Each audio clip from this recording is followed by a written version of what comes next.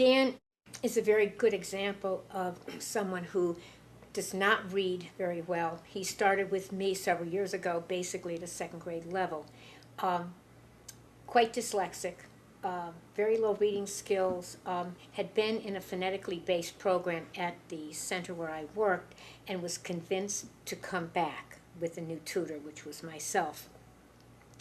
I found immediately that he had a tremendous sensitivity about sounding out words, and because he didn't, I don't think he heard the sounds the same way that I did, he had very difficult time blending sounds together, and was easily embarrassed if anyone else was around when he was sounding words out.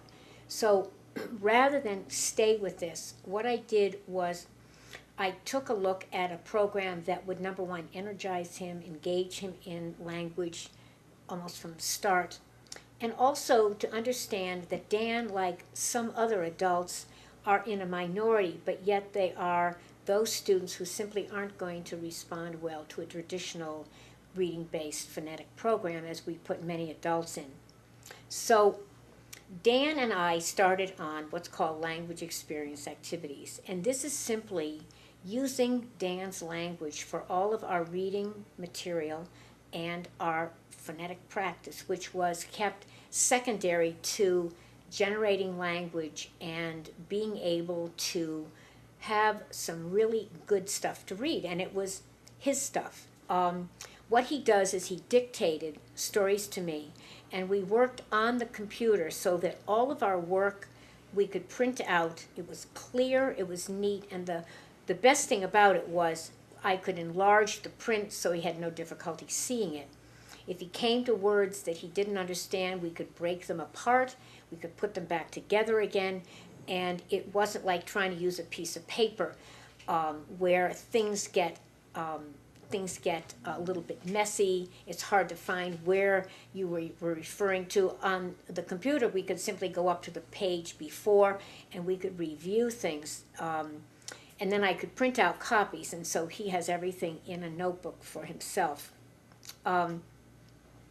My goal was to let him use subjects that he felt passionate about. One was rebuilding cars, remodeling, a remodeling job that he had on his house, buying and passing his test for motorcycle riding, and his work.